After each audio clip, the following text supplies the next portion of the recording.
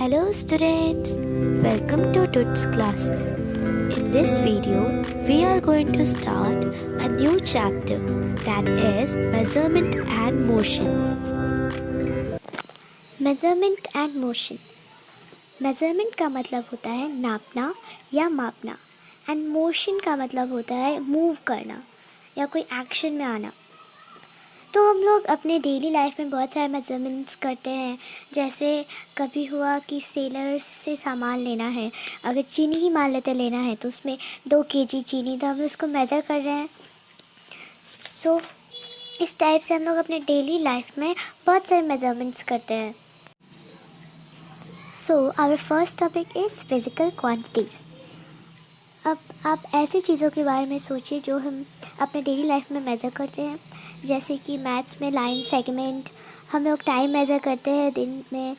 फिर सेलर से उसके जो भी लिए हैं, जो भी ऑब्जेक्ट लिए हैं उसको वेट करते हैं और देखते हैं कि आज का टेम्परेचर कैसा है, हॉट और कोल्ड, और हमारे कार की स्पीड कितना है जैसे हम ट्रैवलिंग कर रहे हैं या करते हैं। तो ETC बहुत सारी चीज़ें इसमें आ सकती हैं। So quantities like length, weight, mass, time, temperature and speed that can be measured are physical quantities. तो क्वांटिटीज़ जैसे कि length, weight, time, temperature, speed, ये सब किस में आएंगी जो कि मेज़र किए जा सकते हैं, उसे हम फिज़िकल क्वांटिटीज़ में लेंगे।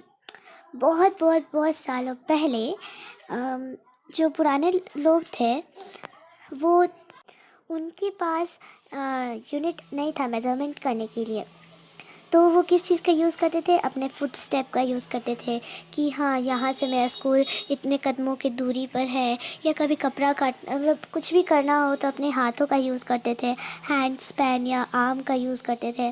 पर ये जो भी हाथ पैर, ये सब हर एक इंसान में अलग अलग होते हैं। जैसे बच्चे का छोटा होता है, बड़े का बड़ा होता है, तो दोनों का मेज़रमेंट अलग अलग आएगा। या अगर कोई 2 पर्सन कोई ले लेते हैं तो दोनों में बहुत सारे डिफरेंस हो सकती है। उसका साइज़ छोटा हो सकता है, साइज़ बड़ा हो सकता है, तो ये सभी लोगों में अलग अलग होती है। तो ये एक्यूरेट मेज़रमेंट नहीं आया। तो हमें एक ऐसे यूनिट ऑफ मेज़रमेंट की ज़रूरत थी जो कि यूनिफॉर्मली सबको यूज़ कर सके। तो इस यूनिट को क्या बोलेंगे हम लोग? Standard unit. ये फुट स्टेप, हैंड स्पैन, ये सब को नहीं, ऐसा मेज़रमेंट जो सबको यूज़ कर सकता हो और वो एकदम एक्यूरेट मेज़रमेंट बताता हो, उसे हम लोग क्या बोलेंगे? Standard unit. Then our next topic is what is measurement. So measurement एक कंपैरिजन होता है अननोन क्वांटिटी को नोन क्वांटिटी बनाने के लिए। जैसे मैथ्स में हमने कोई भी लाइन खींच दिया, अब हमें उसका मेज़रमेंट नहीं पता है तो हम उसे मेज़र करेंगे, यानी कि हम अननोन क्वांटिटी को नोन क्वांटिटी बनाते हैं, कंपेयर करते दोनों में। सो मेज़रमेंट में 2 पार्ट्स होते हैं। First is number and the second is name of the unit of measurement. यानी कि हम फॉर एग्ज़ाम्पल में ले लेते हैं 10 सेंटीमीटर्स। तो 10 सेंटीमीटर लिए तो हमने अभी क्या पढ़ा कि जो मेज़रमेंट होते हैं इसमें 2 पार्ट्स होते हैं। फर्स्ट इज़ 10, सो नंबर क्या हो जाएगा हमारा? 10, और जो यूनिट होगा वो सेंटीमीटर होगा। समझे? ऐसे होता है। तो मेज़रमेंट में 2 पार्ट्स होते हैं, एक नंबर और एक name of the unit of measurement. So हमारा ये टॉपिक भी ख़त्म। Then next is standard unit.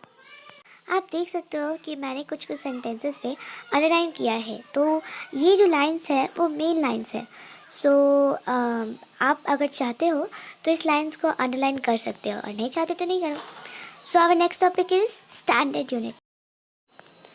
So अभी कुछ साल पहले जो अलग अलग कंट्रीज़ थी उनकी अलग अलग यूनिट ऑफ मेज़रमेंट था, तो ये बहुत ही कंफ्यूजिंग था। फॉर एग्ज़ाम्पल अगर कोई अमेरिका का आदमी इंडिया में या फॉरेन पर्सन आते हैं यहाँ पे, तो वो कंफ्यूज हो जाएंगे। मान लेते हैं कि वहाँ पर अमेरिका में जो किलोमीटर बोलते हैं वो मान लेते हैं बस कि अमेरिका में जो किलोमीटर, हम लोग बस सोच रहे हैं अमेरिका में जो किलोमीटर होता है उसको इंडिया में आके मीटर उसको बोलते हैं, तो वो तो कंफ्यूज हो जाएगा पूरी तरह से। इसलिए 1960 में जनरल कॉन्फ्रेंस ऑफ वेट और मेजर ने एक ऐसा कॉमन सिस्टम बनाया जो हर जगह वर्ल्ड में यूज़ होना चाहिए। तो इस सिस्टम को हम लोग क्या बोलते हैं? SI system. एसआई सिस्टम का full form system international units. So ये सबसे पहले फ्रेंच में यूज़ किया गया था।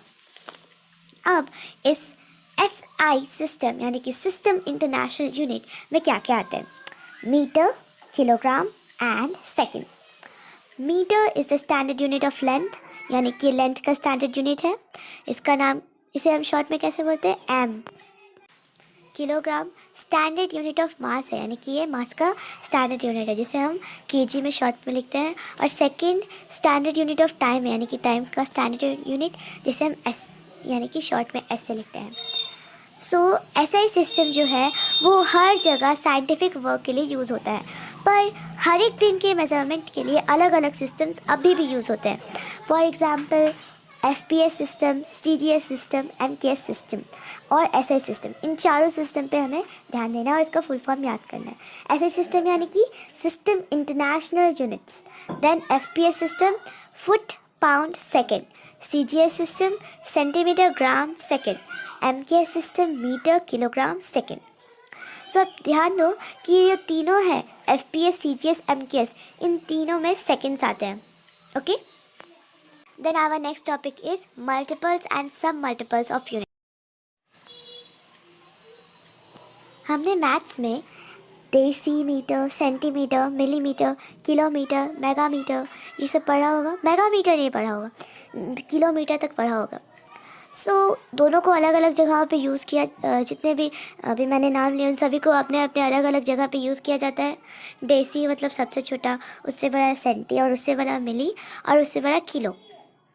सो अगर आप चाहो तो अपने रूम को मेज़र करो। ओके, अब मान लेते हैं कि मेरे रूम का मेजरिंग 3 मीटर है और उसमें से मेरा टेबल 1 मीटर ले रहा है। अब उसी चीज़ ये तो आसान हो गया मेज़र करना, पर अब उसी चीज़ को हमें सेंटीमीटर में करना है। ओके, वो भी एकदम 0.5 एक्यूरेट आना चाहिए। तो ये कन्वेंट नहीं है, ये आसानी से नहीं हो सकता, इसमें बहुत ज़्यादा टाइम लग जाएगा।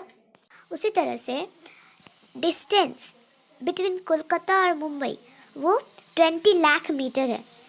ये कुछ ज़्यादा ही नहीं हो गया? मतलब कितना बड़ा हो गया है ना। इसे हम लोग किस में नाप सकते थे? किलोमीटर में नाप सकते थे। अब आप एक कॉइन के थिकनेस को नापिए तो 15/1000 आ जाएगा, सॉरी 10,000 हो जाएगा, या 0.0015। तो ये कन्वेंट है क्या? ये आसानी से हम कर सकते हैं इतने स्मॉल क्वांटिटीज़ में, मीटर्स में? नहीं। तो अलग अलग कैलकुलेशन करने के लिए, वेरी लार्ज और वेरी स्मॉल नंबर्स को कैलकुलेशन करने के लिए डिफ़िकल्टीज़ होती हैं और ये इम्प्रैक्टिकल भी होता है।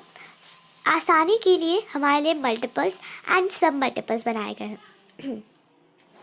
मल्टीपल्स एक ऐसे स्टैंडर्ड यूनिट होता है जो कि लार्ज मेजरमेंट को मेज़र करने के लिए यूज़ किया जाता है, और सब मल्टीपल्स ऐसे स्टैंडर्ड यूनिट्स होते हैं जो कि स्मॉल मेजरमेंट को करने के लिए यूज़ किए जाते हैं।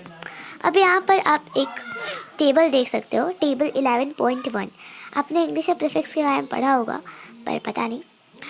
प्रीफिक्स एक ऐसा शब्द होता है जो वर्ड के आगे लगता है। जैसे हिंदी में आपने पक्का प्रत्यय पढ़ा होगा, तो मैं बताऊँगी नहीं, आपको याद रखना होगा वो सब, क्योंकि वो सब बहुत ज़रूरी है। देन यहाँ पे डेसी है। डेसी को हम लोग मीटर में चेंज कर सकते हैं, डेसीमीटर, और उसका एब्रिविएशन क्या होता है? डी। और जिसको सब मल्टीपल हम लोग 1/10, सेंटी जो कि जिसका एब्रिविएशन सी है और सब मल्टीपल है 1/100, मिली मीटर जिसको मिली एब्रिविएशन में इसका मीटर है और ये सब मल्टीपल है 1/1000, 1/1000। ओके, देन किलो, इसका एब्रिविएशन के है और इसका ये मल्टीपल है। मल्टीपल मैंने आपको बताया था, ये मल्टीपल है, मल्टीपल 1000 है। ये मेगा को एब्रिविएशन एम से शो किया जाता है, और मेगा एक मल्टीपल है जिसका 10 लाख है। उसी तरह से आगे एक टेबल 11.2 दिया हुआ है, जिसे हम कॉमनली यूज़ करते हैं लेंथ, मास और टाइम को नापने के लिए। तो आप इस टेबल को खुद से पढ़ के समझ सकते हो, पर मैं आपको एक बार चीज़ समझा दे रही हूँ। मैं कुछ उस तरह से बताऊंगी। जैसे लेंथ में फर्स्ट लिखा हुआ है 10 millimetres is equals to 1 centimetre. मैं इसको उल्टा करके बताऊंगी क्योंकि ये ज़्यादा आसान होता है। Okay, 1 centimetre is equals to 10 millimetre. Milli मैंने आपको बताया था कि सेंटी से छोटा होता है। Then 1 metre is equals to 100 centimetres and 1 kilometre is equals to 1000 metre. इन तीनों को क्यों यूज़ किया जाता है? लेंथ किस चीज़ में यूज़ किया जाता है? लेंथ में। देन मास, 1 ग्राम में 1000 मिलीग्राम्स, 1 किलोग्राम में 1000 ग्राम, 1 क्विंटल में 100 किलोग्राम्स और 1 मेट्रिक टन, 1 मेट्रिक टन में 10 क्विंटल्स। देन अब टाइम, तो 1 मिनट में 60 सेकेंड्स, 1 आवर में 60 मिनट्स, 1 डे में 24 आवर, 1 ईयर में 365 डेज, 1 ईयर में 365 डेज, 1 डिकेड में 10 ईयर्स, 1 सेंचुरी यानी कि 10 डिकेड्स, 10 डिकेड्स यानी कि 100 ईयर्स, 1 मिलेनियम यानी कि 10 सेंचुरीज, 10 सेंचुरीज का मतलब 1000 ईयर्स। ओके, अब यहाँ पे वही सब दिया हुआ है। अब हम लोग नीड फॉर एक्यूरेट मेजरमेंट के बारे में पढ़ेंगे। तो हम जानते हैं कि हमें एक ऐसा यूनिट ऑफ मेजरमेंट चाहिए जो कि एक एक्यूरेट मेजरमेंट हमें बताए। जैसे मैंने आपको बताया था कि बहुत साल पहले सब फुट से, हैंड से नापते थे, तो इसमें गड़बड़ हो सकता था ना। हो सकता था कि जो टेलर है, अगर आप किसी टेलर की दुकान पर जाते हैं और कपड़ा खरीदने, तो हो सकता है कि वो अपने हाथ से नाप के आपको कम दे दे, क्योंकि सबके हाथ तो अलग अलग होते हैं। शायद उसका हाथ छोटा हो तो वो कम दे दे। इस तरह से एक्यूरेट हमें चाहिए होता है सभी चीज़ों में। फॉर एग्ज़ाम्पल, आप एक पेट्रोल पंप जाओगे, अगर वहाँ पे एक मशीन नहीं लगा हुआ रहेगा तो वो जो पेट्रोल जो भी डालता है उसको कैसे पता चलेगा कि कितना पेट्रोल डला है? तो हमें एक एक्यूरेट मेजरमेंट का ज़रूरत होता है। सबसे ईजीएस्ट एग्जांपल, क्या होगा अगर आपके स्कूल में टाइम पे रिंग ना बजे? तो ऐसे कभी कोई क्लास छोटा हो जाएगा, कभी कोई क्लास बड़ा हो जाएगा। और साइंटिफिक वर्क में तो ग्रेट एक्यूरेंसी की ज़रूरत होती है, यानी कि साइंटिफिक वर्क में एकदम सटीक चाहिए होता है, क्योंकि साइंटिफिक वर्क में अगर थोड़ा सा भी कम या थोड़ा सा भी ज़्यादा हो जाएगा तो कुछ ख़राबी हो सकता है या कुछ ख़राब हो सकता है। इस वजह से साइंटिस्ट जो होते हैं वो अपने मेथड्स को, मेकिंग ऑफ मेजरमेंट को इम्प्रूव करते रहते हैं। Thank you for watching the video. If you like the video, please hit